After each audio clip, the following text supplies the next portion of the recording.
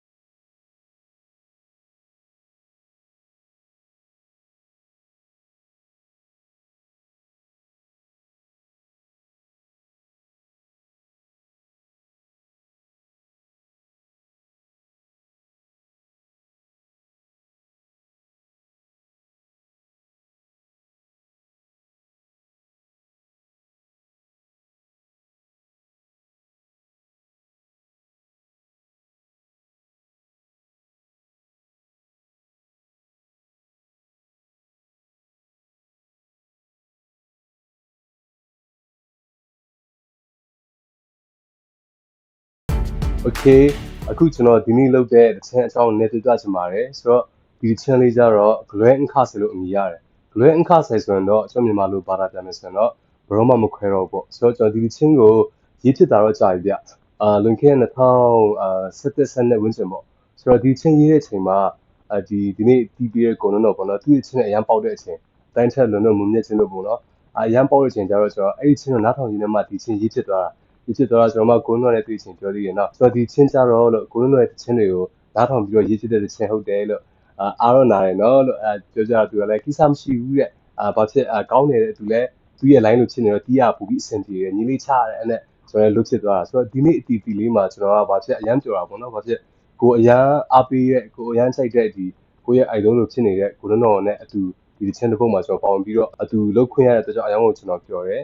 ဘာဖြစ်ကျွန်တော်လည်းကိုလွန်းတော်ရဲ့တချင်းတွေဆိုကျွန်တော်ဆို show ရမှာလည်းတော်တော်လေးဆိုဖြစ်တာပေါ့နော်ကျွန်တော်လည်းအရန်ကြိုက်တာပေါ့အခုအတီးလေးနည်းနည်းပြီးသွားပြီဆိုရင်ကျွန်တော် vocal ခါလေးသွင်းဖို့ရှိတာပေါ့နော်ဆိုတော့ကျေးဇူးပြုပြီးတော့ဒီကတင်ငယ်ချင်းလည်းဆက်ပြီးတော့ကျွန်တော်အစီအစဉ်ကိုဆက်ပြီးတော့ကြည့်ပေးဖို့အတွက်တောင်းဆိုချင်ပါတယ်လိုက်ပါလေကျောင်းကကောင်းလေ impression ပြီးသွားတာပေါ့နောက်ဆိုဒီကနေ့ဆိုတော့ဝင်နေ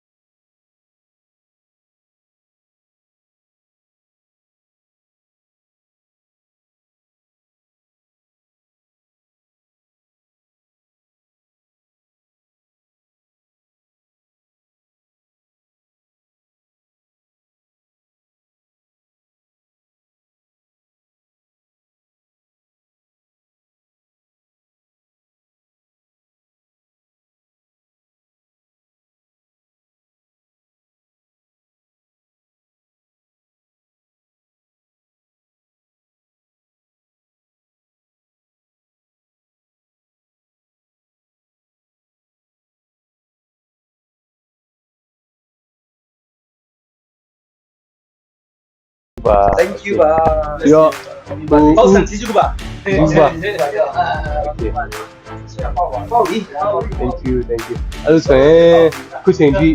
ကျွန်တော်ရဲ့ဒီ season လေးကိုကြည့်ပြီးတဲ့တကယ်ချင်းအားလုံးကျေးဇူးတင်ပါတယ်ကျွန်တော်ရဲ့ဒီ YouTube channel လေး subscribe လုပ်ပြီးဖို့အတွက်တောင်းဆိုချင်ပါတယ်